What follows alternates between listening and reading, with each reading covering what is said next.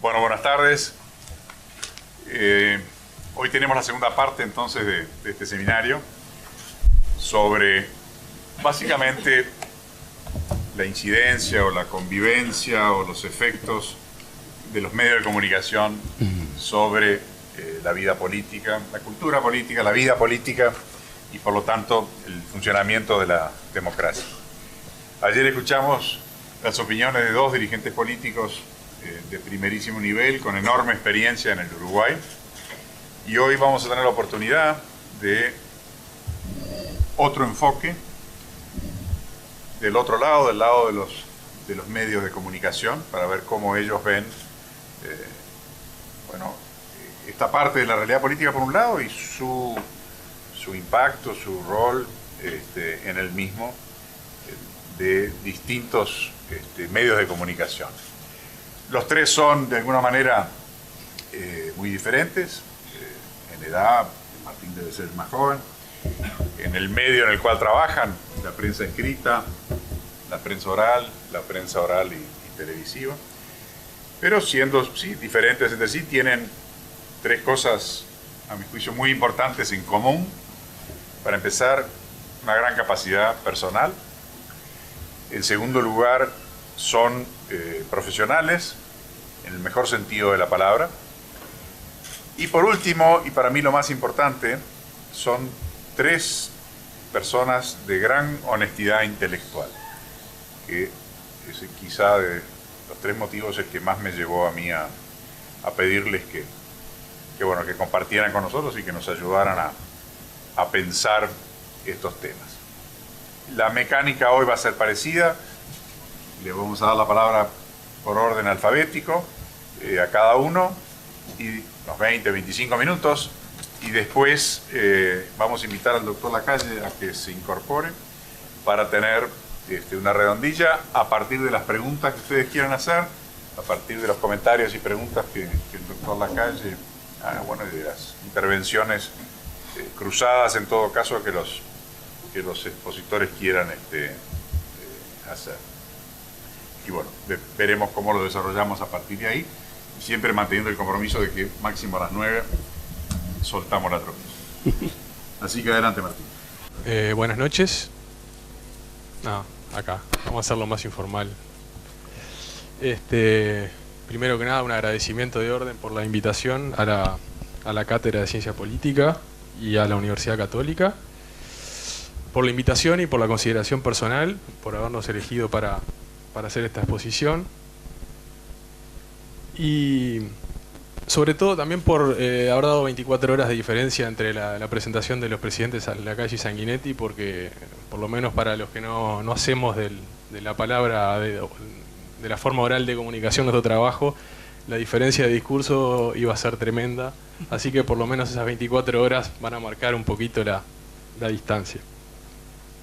Pero también el agradecimiento por poder venir acá a hablar de periodismo, que si bien es política y periodismo, el periodismo hoy en día está pasando por un momento muy especial. Hay una cantidad de desafíos, de crisis, y la verdad que no hay demasiadas ocasiones de hablar de periodismo en ambientes de este tipo, por más que hay una gran necesidad, por más que la gente se siente... Este país habla mucho de que hay 3 millones de directores técnicos, pero parece haber a veces 3 millones de periodistas, porque todo el mundo opina del tema con una gran liberalidad. Y la verdad que a veces esa falta de debate que hay, a veces se canaliza por las redes sociales de una manera muy agresiva, que no genera nada constructivo, cuando no coloniza a veces los espacios que tenemos nosotros para nuestro trabajo, que me parece que no es el fin para el cual está, ¿no? Creo que acá, al hablar de política y medios, estamos hablando básicamente de dos cosas. Por un lado, la relación de los medios con la democracia, qué papel juega en la construcción de una sociedad democrática. Y por otro lado, la relación entre los políticos y los periodistas, entre los políticos y la prensa. Voy a tratar de empezar por esto último, por la relación entre los políticos y la prensa. Lo primero que me gustaría decir es que creo que, si bien es histórico, en los últimos tiempos se ha dado exacerbadamente que la clase política nos atribuye a los medios una capacidad de influir en la realidad que es exagerada para lo que yo he notado en mi carrera o en mi tiempo en un diario, ¿no? Si bien empecé a trabajar oficialmente en el 95, por razones familiares, toda la vida me crié en un diario y nunca sentí esa situación que a veces se plantea y que sé que hay teorías muy desarrolladas al respecto sobre que los medios tienen una capacidad de generar una realidad paralela o una sensación térmica o como se le quiera decir. La realidad, lo que yo he palpado en la profesión toda la vida es que en general los periodistas corremos siempre atrás de lo que la gente quiere ver, lo que la gente quiere leer, lo que la gente quiere consumir. Podremos tener nuestro punto de vista, podremos tener una visión de las cosas, pero por lo general es al revés, siempre estamos más bien pendientes de lo que la gente busca. Y desde el desarrollo de Internet, que nos permite un conocimiento mucho más certero y al instante de lo que la gente está leyendo, eso se ha agravado todavía más. O sea, vivimos obsesionados con la métrica, con a ver qué es lo que la gente está consumiendo. Esto es fácil de ver, por ejemplo, en temas como la educación. Nosotros en el país, desde hace ya unos cuantos años, que por distintos motivos hemos puesto el ancla en la crisis que notábamos en la educación pública. Tenemos columnistas dedicados a eso, lo hemos centrado mucho en eso. Sin embargo, necesitamos que vinieran las pruebas PISA, necesitamos que hubiera una cantidad de circunstancias para que la sociedad tomara más en cuenta esa situación. No alcanzaba con que nosotros tituláramos 1 año, 2 años seguidos con que hay una crisis en la educación. Porque si la gente que manda a sus hijos a la educación pública llega a su casa y encuentra a su hijo que va al liceo o a la escuela pública y lo ve contento, lo ve realizado, ve que tiene una inserción laboral eficiente, en muy poco tiempo dejamos de ser un medio válido, un medio creíble. Particularmente esto se da hoy, donde hay tantos medios de comunicación, donde gracias a Internet tenemos 500.000 fuentes de los cuales leer la realidad. Entonces a veces escuchar a dirigentes políticos o a determinadas figuras decir que los medios pueden tener una capacidad tan fuerte de influir en esa realidad, me parece que solo se explica o por ignorancia o a veces por mala fe. Que es un poco lo que vemos, ¿no?, en el ejemplo de Argentina, donde se construye un poder paralelo a la política, un poder enemigo que sirve para aglutinar a la base, para generar un enemigo externo en los medios de prensa. Evidentemente pueden tener su agenda, pueden tener su capacidad de presión, pero no es esa posibilidad de diagramar una realidad distinta a la que la gente ve todos los días. Y esa realidad que hay en Argentina, como casi todo lo que pasa en Argentina, en cierta medida ha permeado en Uruguay. Si ustedes ven, por ejemplo, el preámbulo de la ley modificativa, la 18.515, que modificó la ley de prensa, en la introducción dice: en los tiempos actuales no siempre los medios de prensa son la parte débil en el conflicto con el poder político, sino que a menudo, organizados en poderosas empresas multimedia, constituyen verdaderos poderes fácticos de lo que es necesario defender al ciudadano común. A mí me gustaría que alguien me dijera cuál es ese gran multimedio que hay en Uruguay, que es un poder fáctico paralelo al poder político elegido por la gente. Será una realidad de otros países, pero acá no. ¿Cuál es la necesidad de poner eso en una ley, por ejemplo? Es una especie de construcción que puede tener determinada utilidad política, pero que no es una realidad. La verdad es que el único que manda en estas cosas es el ciudadano, al que, mal que bien, tenemos que respetar y reconocer. Cada vez el ciudadano es más crítico consumidor de medios, por esa proliferación que hay de medios, por esa proliferación que hay de capacidad de informarse. Yo lo escuchaba ayer al presidente de la calle contando cómo antes la gente leía un diario para saber lo que opinaba su caudillo, para tener un discurso con el que manejarse en su entorno, para un insumo en su debate cotidiano. Hoy en día eso me parece casi impensable. Los consumidores, hasta los más fanáticos, nos leen con desconfianza, hay que admitirlo.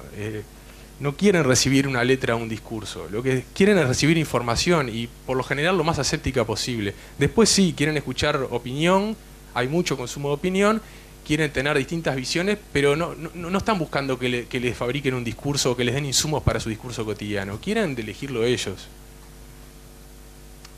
Y si bien están dispuestos a aceptar que uno desde la prensa tenga una postura y tenga una visión de la realidad y vea las cosas desde un lado, mi experiencia es que son extremadamente críticos cuando creen que uno trata de torcer un poquito esa realidad para llevar agua para su molino. Me parece que es una de las cosas que la ciudadanía en general está hoy en día más que nunca reacia y dispuesta a condenar inapelablemente.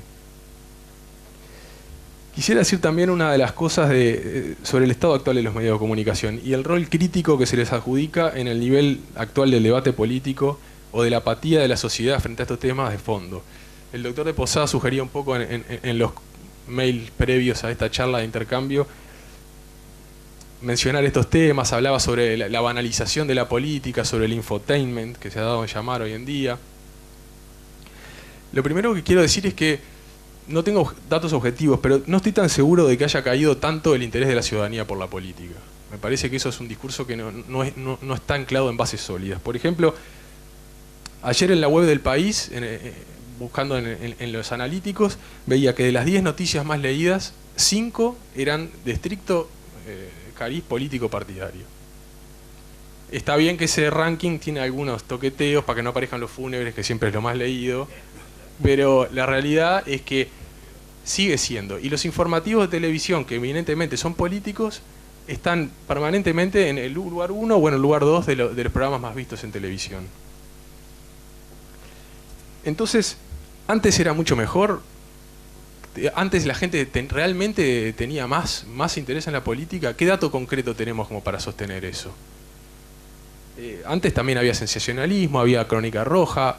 Ahora hay como una discusión, alguien ha dicho que antes no había crónica roja, sin embargo, mi experiencia es que antes había igual o más que ahora crónica roja, con otros formatos, de repente con otro estilo, pero existió siempre. Por otro lado, creo que la sociedad uruguaya a la salida de la dictadura vivió una politización exacerbada, comprensible, pero exacerbada. Pero que hoy en día es lógico que no se pueda replicar. O sea, vivimos una sociedad con un 7% de desempleo, con una situación política de mayorías automáticas en el Parlamento, con un nivel de la dirigencia política que notoriamente ha caído mucho, lo cual daría para una charla entera de ver por qué y cómo, pero creo que estamos todos de acuerdo en eso. ¿No es lógico que el interés de la gente decaiga un poco en la política? ¿Hasta qué punto es bueno que los ciudadanos vivan pendientes de la política? ¿No quiere decir que esperan que la política les resuelva todos sus problemas cotidianos? ¿Es ese realmente el rol de la política, resolver los problemas de todos los días de la gente? En grandes rasgos sí, pero no en la chiquita y en la permanente. Cuando la gente empieza a depender demasiado para su subsistencia de la discusión política cotidiana, me parece que no es un buen síntoma de la sociedad.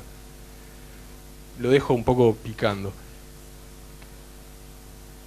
Creo que para terminar, que en cuanto al momento actual de la política y del periodismo, hay algo que tenemos en común las dos actividades. Y que es que debido a la revolución tecnológica que empezó hace 10 o 15 años, pero que hoy está más fuerte que nunca, estamos los dos en el medio de una transición muy dura. Dura, compleja y sobre todo larga. Los ciudadanos no terminan de decidir ni qué tipo de periodismo quieren, ni qué tipo de dirigente político quieren. Me parece que esto en política es notorio. Hay un grado de esquizofrenia social sobre qué tipo de dirigente político quiere la sociedad que es palpable. Por un lado le exigen un nivel de profesionalismo, de gestión, de seriedad, de abandono de viejas prácticas. Por momentos parecen querer más gestores que dirigentes o que políticos que realmente dirijan.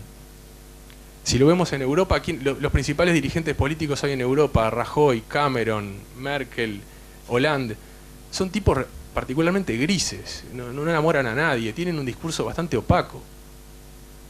Y sin embargo ganan elecciones y tienen un apoyo popular sólido. Pero por otro lado, esos mismos ciudadanos europeos que van y votan a un Hollande o a un Cameron, se derriten con una figura como Mujica, que es la antítesis de todo lo que esos tipos pueden representar. Una persona que no importa lo que diga, porque lo que importa es cómo lo dice, su historia de vida, su forma de hablar, el personaje que ha creado.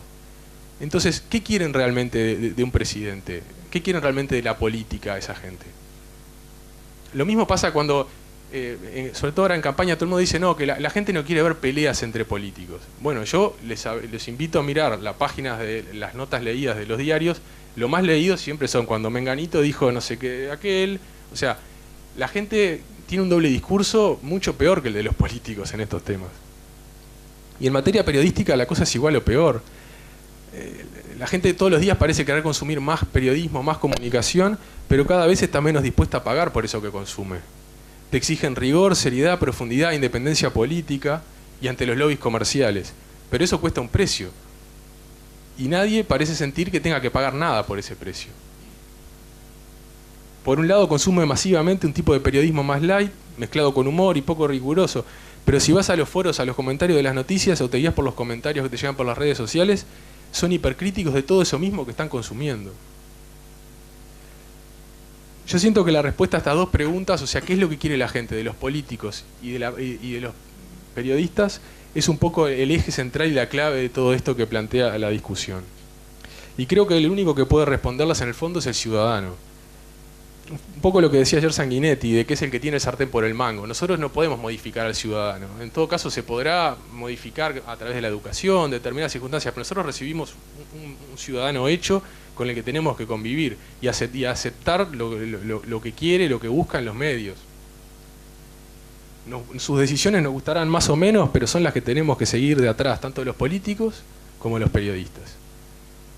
Y bueno, eso es un poco lo que quería plantear. Muchas gracias.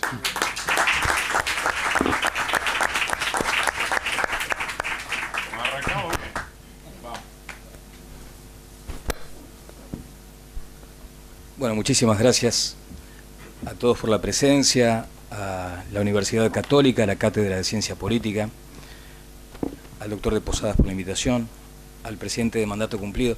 A veces cuando yo presento al presidente en las entrevistas le digo presidente de la calle y no falta alguno que me llama para reprocharme, dice no, está mal dicho, es expresidente. Y trato en ese momento a través de la comunicación telefónica de explicarle que efectivamente está bien dicho, protocolarmente así corresponde, que además es de uso en varios países, pero ahora tengo el aditivo que me acaba de aportar del Piazzo para señalarle a la gente que se denomina así. Así que la próxima vez que me visite lo diré en términos correctos. Morrendo y aprendiendo, como decía mi abuela Blanca en Tacuarembó. Aprendí algo interesante ayer. Estoy honrado de estar aquí, privilegiado, acompañado de tan distinguidos colegas además. Y un poco por lo que decía Martín, por esa sensación de que uno debe ordenar las ideas por escrito, lo nuestro tiene que quedar por escrito, es que me he permitido la libertad de escribir algunas cuestiones y después sí, con gran gusto, abrirme a lo que sea el debate posterior o la instancia de preguntas. Me parece que es una forma de optimizar el tiempo y además de respetar una convocatoria con temas tan delicados, tan sensibles. Comenzando, el retorno a la democracia en el año 1985 abrió una nueva etapa en la sociedad uruguaya y más que reencauzar al país en sus mejores tradiciones, abrió un periodo nuevo en la política, en la sociedad y naturalmente en el periodismo. Allí es donde el periodismo tuvo que ahuyentar muchos demonios, aquello de la parcialidad, la mezcla de opinión con información, entre otros, y a su vez debió responder a la demanda ciudadana postdictadura que demandaba medios serios e independientes del poder político. Hoy se alcanzó, desde mi punto de vista, en la mayoría de los casos, esa sana tensión entre políticos y periodistas que ayer se mencionaba, y yo lo asocio como a la cuerda de la guitarra, suena mejor en su mejor tensión, en su mejor tono, digamos. Es así que el lector, el oyente, el televidente, tal cual sea el caso, aprecia esa tensión, penando como contrapartida la obsecuencia o el favoritismo. Si yo fuera a tomar en cuenta una encuesta de Cifra del año pasado, debería suponer que de cada 10 personas que pasan aquí frente a la Católica, en este momento solo 3 tienen confianza en los partidos políticos. Y menos de 3, siempre atendiendo esa encuesta, menos de 3 le tiene confianza al Parlamento. A la hora de buscar responsabilidades, supongamos que los medios tienen la suya, pero también veamos aquí que son mucho más aquellos espacios de declaraciones que los de entrevistas o de análisis. Y en las declaraciones, como también lo señalaba Martín hace un minuto, lo que prima es el cruce de ataques y acusaciones entre compañeros y adversarios. Queda innegablemente flotando la idea de que se están peleando todo el tiempo. Es verdad también que el cronista muchas veces va con aquello de fulano dijo tal cosa, ¿usted qué opina? Pero es la lógica imperante y además créanme que no veo tampoco atisbos de cambios en el horizonte de esta lógica. Se da acá, y como corresponde también decirlo, se da en el resto de los países democráticos. Acá si me permiten un minutito de hablarles en primera persona. El periodismo para mí tuvo en su momento algo de profesión o de oficio fetiche. En lo previo se le asigna al periodismo un poder casi sobrenatural y quise poseer ese poder sobrenatural. Creí que sería un superhéroe al servicio de la comunidad. Luego me di cuenta de que es un desafío diario para hacerlo digno, donde el principal reto es el equilibrio. Por lo tanto, me despojé de esa imaginaria capa de superhéroe y quedé como un equilibrista, casi desnudo en la cuerda tensa y en el aire. Esa es la sensación que tengo hoy como periodista. Y aunque pueda resultar o sonar algo peyorativo eso del equilibrismo, tal vez puedan entender por qué desde mi punto de vista no lo es. Como yo, seguramente tantos, nos pasamos la vida sopesando como un equilibrista esa vara en el aire. La vara, desde mi punto de vista, también se llama información. Ahora se inclina a lo que creemos que puede llegar a ser de interés de la gente, ahora se inclina hacia lo que nosotros creemos que puede llegar a ser interesante, se posa en un extremo la presión a veces empresarial, en el otro extremo cada tanto se posa también la presión gubernamental o de algún dirigente, y así vamos, por la linga tambaleando, tratando en todo caso de que el tambaleo sea algo elegante y no se note tanto. Sabiendo también eso, de que cuando el movimiento es demasiado basculante, el riesgo de caer es inminente. Por eso, vida de periodista, para mí, en este momento es vida de equilibrista. El medio, más concretamente el periodista, deforma, transforma, malforma. Y voy a un caso que lo sufro a diario. El noticiero tipo de un canal de 1 hora y media de duración tiene aproximadamente unas 30 o 40 noticias, con una asignación de tiempo promedio de 1 minuto y medio. Quiere decir que si hacen el cálculo, efectivamente muchas veces tenemos tanto o más publicidad que información. Y allí en la información se incluye información nacional, internacional, deportiva, social. En la información nacional naturalmente están los temas del Ejecutivo, del Parlamento, política, sindical y también la información policial.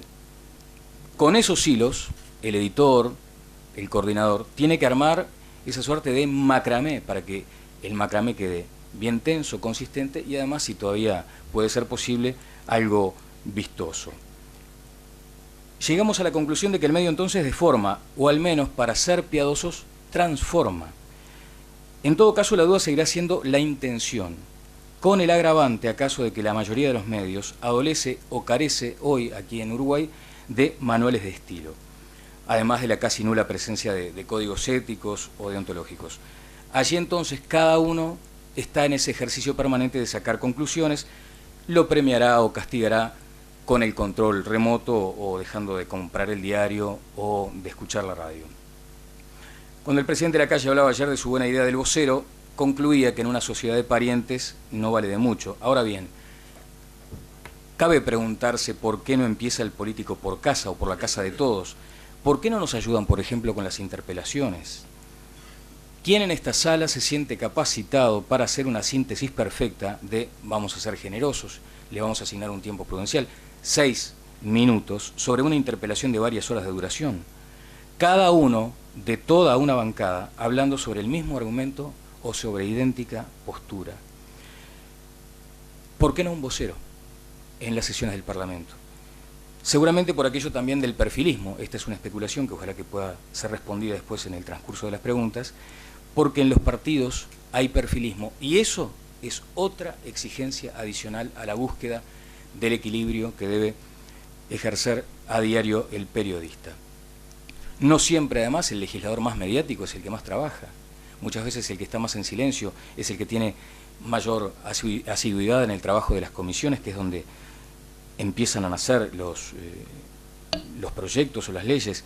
A veces también está aquel que tiene la facilidad de llegar al medio o llegar a la Cámara y aparenta ser el más laborioso y sin embargo no es así. Eso también hay que calibrarlo casi a diario. En definitiva, es como el periodista que dice, cuando muchas veces he escuchado decir, no, las interpelaciones son para que la gente conozca, sepa. Bueno, hay un grupo de fanáticos, entre los que me incluyo, que es probable que siga la transmisión de una interpelación. Muy probablemente el resto de la gente no. Entonces, hay un error en sostener que muchas veces la interpelación es la herramienta idónea para que se sepa sobre un tema. Eso después tiene que ser sintetizado en un informativo de televisión. Y tampoco, me parece, es cierta esa afirmación de que el periodista da lo que la gente quiere tener, porque todavía no se inventó el gentómetro. Entonces, es tan equívoca una postura como la otra. Ni las interpelaciones ayudan a comprender un tema a cabalidad, ni los periodistas sabemos lo que la gente quiere. En todo caso, podemos tener más o menos afinado el olfato. Algo parecido pasa con los actos. Ahora, vean ustedes, tenemos en la jerga lo que se denominan los tráficos. Son los envíos de los partidos ante la imposibilidad material de los medios de estar en esos actos de los candidatos. Todos los domingos nos mata el ombliguismo. Cada dirigente va a querer que su acto esté representado en el noticiero. Ahora, veamos, haciendo un cálculo relativamente rápido, el número de candidatos a la presidencia de la República, de precandidatos en sus partidos, tendríamos algo así como 7, 8, a veces 9 o 10 o 12 grabaciones, porque también están los dirigentes de segunda línea que hacen sus actividades, algunos de pésima calidad técnica. O sea, ya eso sería un motivo más que importante, relevante para un medio audiovisual para descartarlo. Y sin embargo, muchas veces hay que considerarlo, porque sabemos también del esfuerzo del sector para realizarlo. Allí es periodismo subjetivo. Eso es periodismo subjetivo, honesto tal vez, pero subjetivo. Hay que elegir, hay que asignar tiempos, hay que fijar prioridades. Eso es subjetivo. O sea, creo que hace bastante tiempo está laudado ese debate del periodismo objetivo. Es imposible en la medida en que cada sujeto que está a cargo de una coordinación está eligiendo, está asignando tiempos, por ejemplo. La democracia es un juego de equilibrios, y como su reflejo también debería ser un informativo, bueno, estamos en ese juego de equilibrios permanente. En ese contrato social con la audiencia, el oficio del periodista también se juega a la hora de quitar, en estas circunstancias, la cháchara del trigo.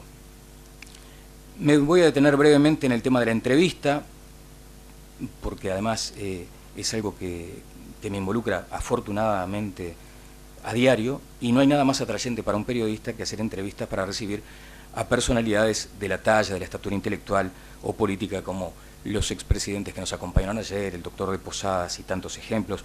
Para quienes hacemos la nota, la fascinación en estas jornadas es innegable. La preparación, el momento de recibir al invitado es algo realmente intransferible.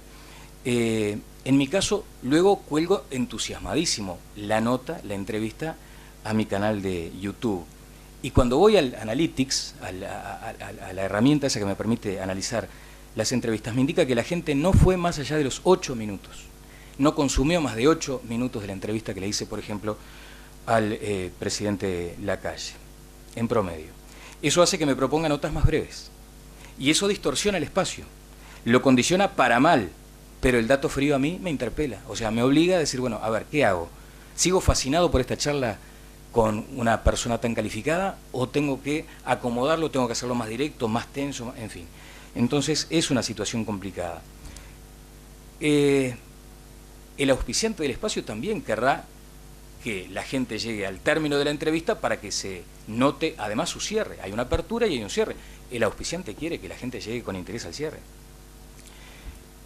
El programador del canal quiere que la pantalla quede caliente o al menos tibia, porque viene un programa posteriormente. Ahora, yo estoy con una persona calificadísima desde el punto de vista político y debo dejar la pantalla caliente para un programa que seguramente se va a ocupar, o la mayoría de la gente se va a ocupar, probablemente por cuestiones que no tienen que ver con lo que yo estaba tratando, el horóscopo, la cocina, en fin, cosas un poco más triviales. Entonces también se me hace difícil sostener otra vez la vara en la linga. ¿Cómo hago entonces? Otra vez equilibrio. Y todo mientras peleamos a ciegas y abrazo partido con ese bicho de 7 cabezas o sin cabeza que citó el presidente Sanguinetti ayer, que es la opinión pública, que somos todos y no es ninguno. Vuelvo sobre el canal de YouTube en mi experiencia más directa, con los datos a los que puedo acceder. 1021, esto puede parecer aviso y ojalá lo sea, así que si quieren sumarse, 1021 suscriptores tiene, 469 videos subidos y más de 405.000 visualizaciones. El video más visto es el de Baba, un día que sale de la novena, esposado. Ese fue el video más visto, tiene 51.000 visitas. Después le sigue, en el ranking, digamos, un informecito que hicimos de... después le sigue el presidente Mujica, una nota que le hice. En tercer lugar, un chileno que habla de ovnis. En cuarto lugar, un informe sobre la presunta yeta que acompañó a Piñera en la presidencia. Un quinto lugar para Eduardo Budinas, que tuvo la capacidad enorme de hablarme de minería, pero llegó un día, me sorprendió, llega con una maqueta escolar. Yo pensé que mi hija Maite, de 7 años, la podría haber hecho mejor. Pero ¿qué tuvo? El criterio de decir, estoy en un canal de televisión, entonces voy a apelar a algo que pueda llegar a mostrar lo que desde mi punto de vista puede provocar el impacto de Aratiri. Es de las notas más vistas en el canal de YouTube, tiene algo así como 10.000 visitas. Después viene el presidente Valle, el presidente de Lacalle, el doctor Lacalle Pou.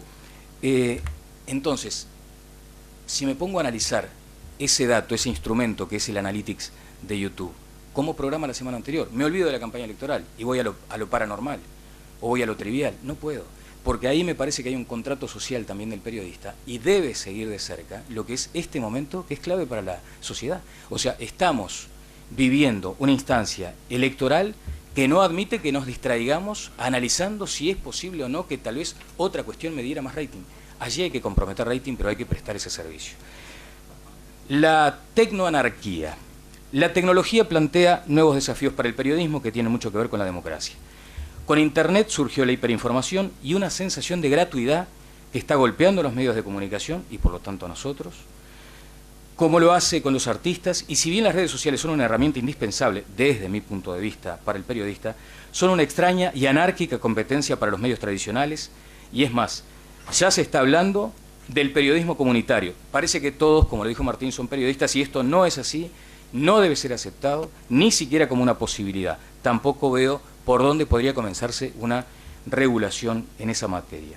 Estamos entonces los periodistas, para terminar, ante otra cruz de caminos como tantas. Los medios tratan de adaptar su modelo de negocios ante el impacto de Internet, lo encontrarán más temprano que tarde. Los periodistas también tienen que observar estas circunstancias y navegarlas, con la convicción de que seguirá siendo un oficio vital para la democracia, o imaginemos lo que sería un mundo sin periodismo, una sociedad de comunicados oficiales, sin la mirada desconfiada del periodista y además del periodista con su mirada de ciudadano. Sin queja alguna, los periodistas y los empresarios estamos ante una fuerte presión económica que pone en jaque la viabilidad de las empresas. La consecuencia casi natural y directa es que se reduzcan y precaricen las plantillas de redactores, reduce la capacidad de investigar, de vigilar y de transformarse en un contrapeso del poder a favor del ciudadano. No sabemos cuáles serán las formas de transmisión, pero sí confiamos y sabemos que la información rigurosa, independiente, indispensable y democrática se abrirá paso. Cito a Thomas Lin, que dijo algo así como: si se seca el papel, crecerán más árboles, pero si se seca el periodismo, decrecerán las democracias. Gracias.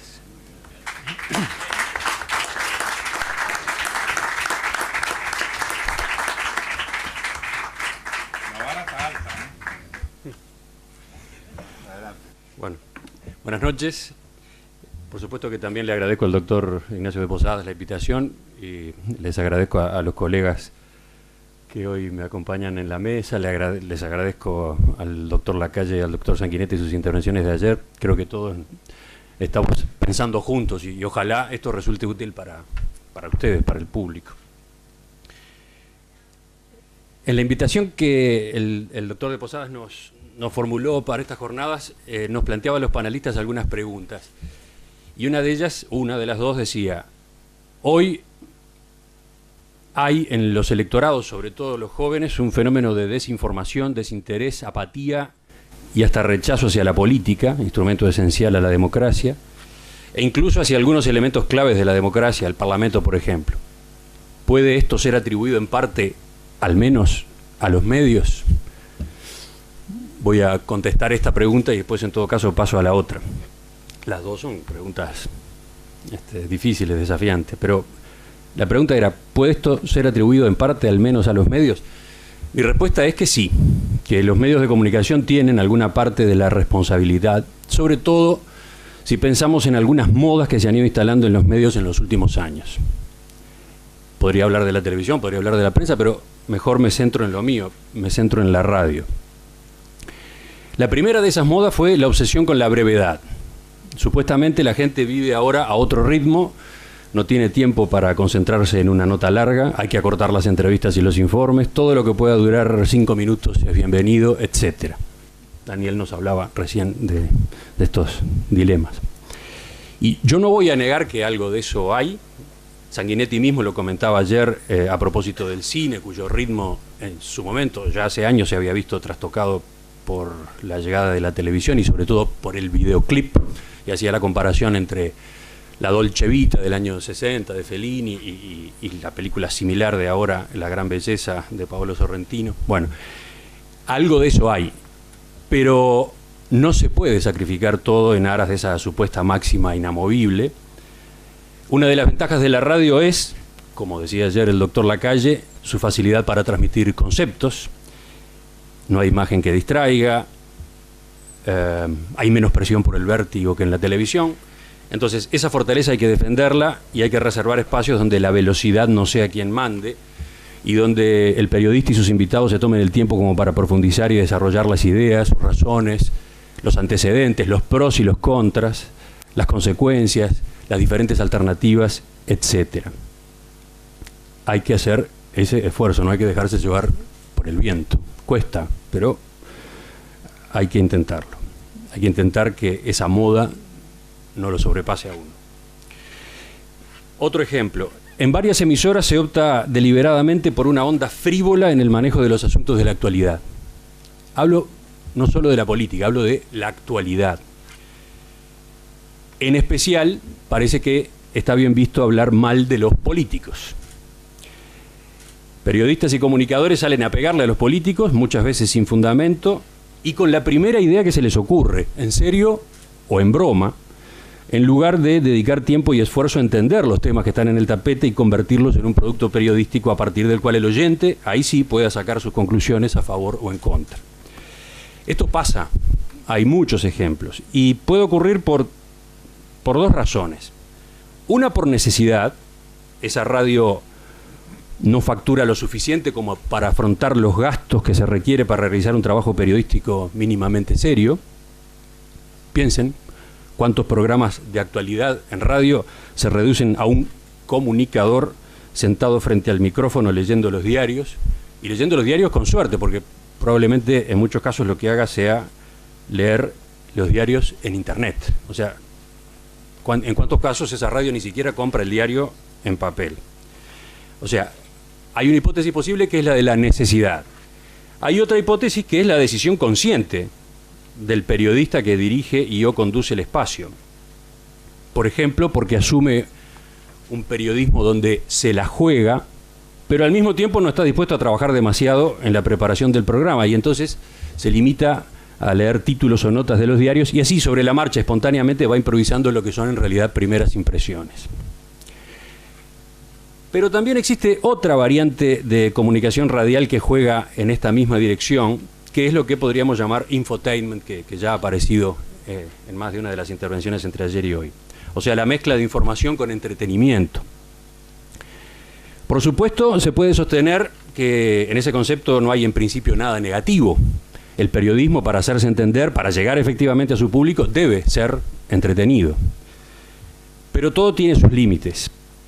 Y yo creo, he visto que en los últimos 10 o 15 años ha ido entrando con mucha fuerza un modelo que en Argentina está muy firme, en el cual, por ejemplo, es imprescindible que él o los periodistas prestigiosos, periodistas de primera línea, interactúen con un humorista o varios humoristas, por ejemplo, imitadores de los políticos o de los personajes públicos. Y con eso no alcanza. La vorágine siempre pide más y entonces se van superando barreras en cuanto al lenguaje que se emplea, supuestamente para estar cerca de la gente, hablando como hablamos todo el día en la calle, se dice, mezclando en los guiones a los políticos con otro tipo de personajes, forzando la construcción de una especie de farándula uruguaya, etcétera, etcétera. Ojo, en este caso, en esta hipótesis, estamos ante una decisión racional de la emisora. Los directores o los propietarios entienden que ese tipo de comunicación es más rentable y o da más rating. Incluso están dispuestos a asumir un presupuesto relativamente alto, por ejemplo, contratando libretistas, actores y o productores para elaborar ese tipo de contenidos.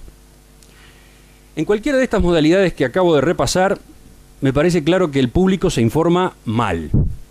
No se profundiza en los temas, se los despacha a los cachetazos a partir de simplificaciones y o de manera flechada. O sea, se informa mal o se informa de manera flechada.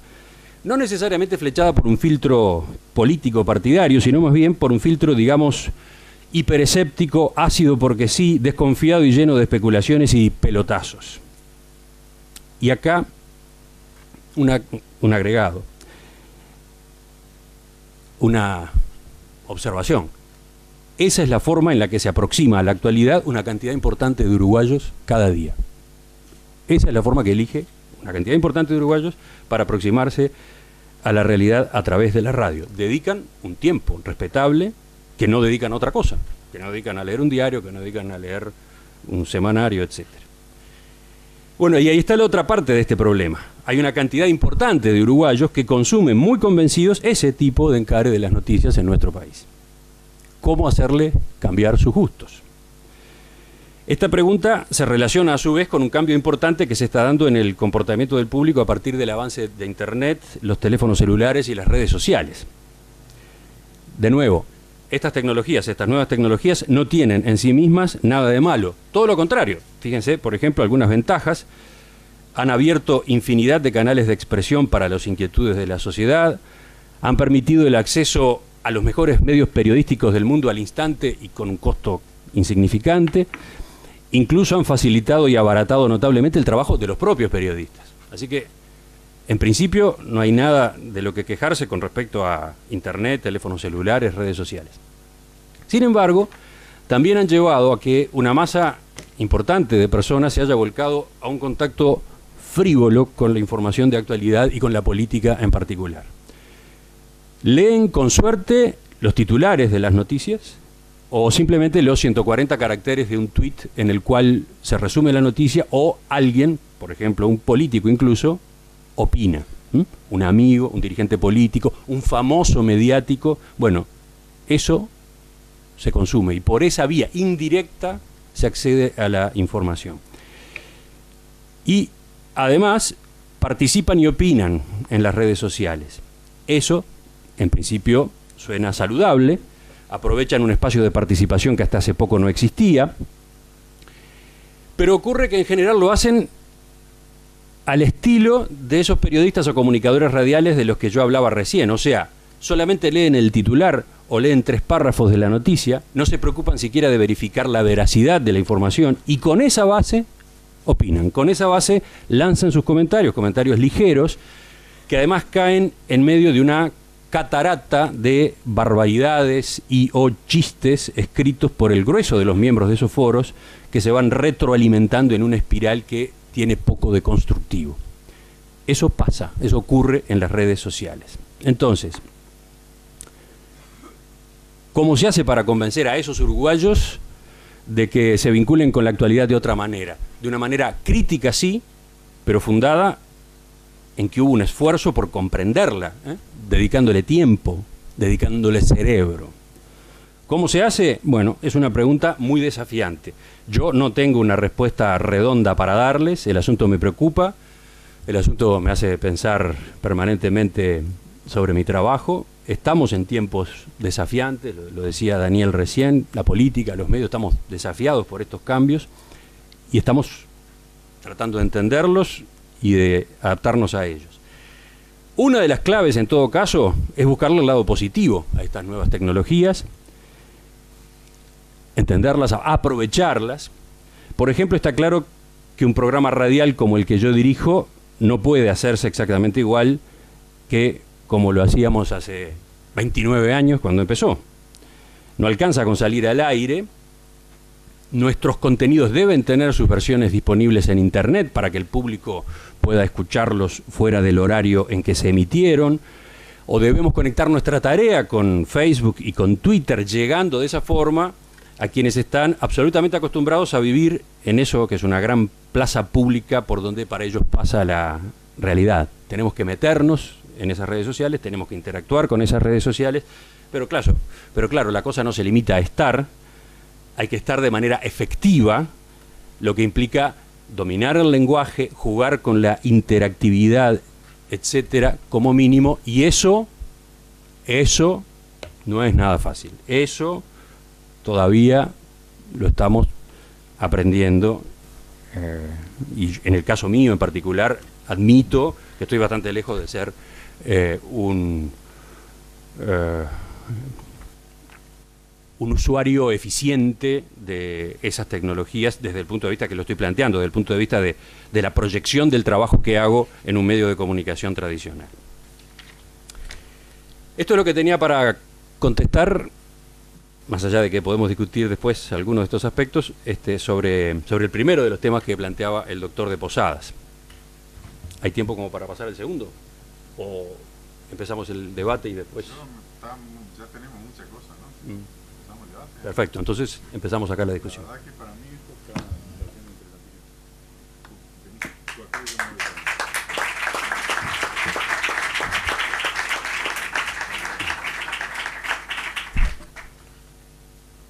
Si dirijo el tráfico de acá arriba, se acabaron los baristas, no tenían cosas parecidas a eso. Me felicito a mí primero por haberlos invitado y después los felicito a ustedes, pues la verdad que ha sido interesantísimo y además muy removedor. No sé, el presidente de la calle, si quiere arrancar con algunos comentarios y después le daría a cada uno de los panelistas la chance si quieren repicar y después abrimos el juego a los que quieran preguntar o comentar. Adelante, presidente. Gracias. Algunos apuntes. Escuchando a Martín, lo noté muy desesperanzado. Y eso me preocupa porque perder la esperanza es el peor pecado contra el Espíritu Santo. Yo creo que el análisis que él hace es cierto. Estamos en una sociedad muy superficial. A veces cuando se dice está demasiado politizada, yo creo que quieren decir partidizada. A veces nos usamos indistintamente esas dos palabras que quieren decir cosas sustancialmente distintas. Yo creo que es más partidismo que ejercicio político el que tenemos, pero es lo que tenemos. Y creo que es una cualidad que el país todavía conserva, más allá de que sea superficial, más allá de lo que decíamos de los círculos concéntricos. Yo tengo la sensación, y más que la sensación, la prueba, de que lo que pasa en el Palacio Legislativo y anexo, los que estamos allí creemos que lo sabe todo el mundo. Y a la cuadra, pasando Soler o pasando no sé dónde, ya el que pasa por la calle no tiene mucha idea. Es un poco un tema ombliguístico. Y yo tengo una explicación que, me disculpan, es muy pedestre, que es la muerte de las agrupaciones políticas. Las agrupaciones políticas eran lugares donde el diputado salía de allí, iba a su agrupación, donde atendía a gente y lo escuchaban una vez por semana la gente, y él transmitía ideas. Ahora se han encerrado en el Parlamento, y ir al Parlamento es distinto de ir a una agrupación. Una agrupación uno no entra así desde la calle. El Parlamento hay que pedir la tarjetita y quién es usted y qué sé yo, y eso alejado. Y lo pretenden sustituir con 1 minuto y medio de televisión. Entonces yo creo que hemos perdido contacto político a cambio de contacto mediático. A mí me pasó una vez, cuando yo empezaba en el Senado, antes del Senado, en las cuestiones de las discusiones con los militares, yo todo el tiempo ponía la cara en la tele porque era el momento. Y una vez voy a no sé dónde, Tacuarembó, por elegir el departamento del Piazzo, y me dice una persona, usted es el de la televisión. Claro que era, el tipo no decía una tontería, si la cara era la misma, pero me pudo tocar, me tuvo el alcance de la interlocución, me pudo decir, usted está equivocado, no me gusta o no me gusta. Salí del ámbito de los medios para el medio. Después, los temas de la pelea y la discusión. Yo creo que se discute bastante. Y lo que pasa es que la pelea es más atractiva. Entonces, cuando uno se le va la moto, como dicen los muchachos ahora, que a veces a los veteranos no se nos va tanto, pero siempre hay uno que se le va, eso es mucho más noticia que la discusión. Hoy tuvimos una discusión sobre los medios electrónicos de pago, muy importante, muy interesante, vamos, no voy a exagerar, aburridísima, pero muy interesante, porque es un tema que se viene. Bueno, hubo un gran debate hoy en el Senado. Entonces, no confundamos discusión con pelea. A veces, alguno lo confunde. Yo creo que el Parlamento en ese sentido cumple una función de aproximación, porque uno discute, el senador García Pinto, y después en el ambulatorio, te llevo a casa. Eso genera una gran... Y con los periodistas también, es decir, están allí en la antesala, uno procura, por supuesto, que le hagan la nota, pero después hay un ámbito de conversación que me parece que le quita punta a lo que puede hacer una relación que tiene que ser tensa. hablábamos de los programas, Daniel, de los programas y la falta de sustancia, de los perfilismos, pero son indispensables, necesarios. Es decir, nuestro sistema de partidos no tiene, como en Europa, el candidato del PP para La Coruña es fulano y no hay otro. Nosotros tenemos del mismo partido 5 y del otro partido 4 y del otro partido 3. Entonces es un permanente querer distinguirse. Y ahí empieza el relacionamiento con la prensa, que no siempre es pacífico, pero yo creo que tiene muy buenos comunes denominadores, salvo con los que sabemos con los que no se puede hablar y no los voy a mencionar. Sí, uno tiene la sensación, yo lo decía ayer, que los entrevistadores a veces tienen la sensación, uno tiene la sensación de que ellos tienen la sensación de que son instrumentales para uno. Que, bueno, a ver, Castrito, ¿cómo me va con él? Y chao, Castro, gusto de verte, Tacuarembó, y nos vamos. Y yo creo que en eso a veces no nos damos cuenta del trabajo que hay detrás de preparar una entrevista. Voy a referirme a hace 29 años, cuando Emiliano y yo éramos más jóvenes, y él estaba en la emisora del Palacio, tenía una cajita, que fue la primera vez que yo lo vi en un periodista, y un cuaderno. Y en el cuaderno estaba lo que yo había dicho en el día tal, en búsqueda de tal. Entonces uno iba ahí, ya entraba con un poquito más de cuidado, porque no era lo que le saliera. Y me consta que Daniel también, que son los que tenemos acá, que son entrevistadores, preparan. ¿Por qué? Porque para ellos, que son profesionales, eso es un desafío. Y eso para uno es muy halagador y nos pone en un plano de igualdad. Él trabaja en lo suyo, yo trabajo en lo mío. No es instrumental de que yo lo use como corneta para pasar un aviso. Castro este año pasado le hizo pasar bastante difíciles a personajes muy importantes. Y lo hizo con una gran soltura. Y la gente le gustó que les amarreara un poco. No porque fuera el personaje A o B, porque les gusta que los amarreen al político. Y los amarrea el que está bien posicionado y el que está dispuesto a tener argumentos para eso. Entonces yo creo que lo que decía Emiliano en cuanto a la liviandad y eso, el país ha bajado de nivel. Eso. El lenguaje, es decir, si partimos de un lenguaje presidencial no podemos esperar demasiado para abajo. No porque vayamos a copiarlo al presidente en su grosería, no porque vamos a llegar a los insultos que ha proferido. Un presidente de la República no puede decir, los senadores blancos que cuiden donde están sus mujeres de noche en vez de hacerle críticas al gobierno.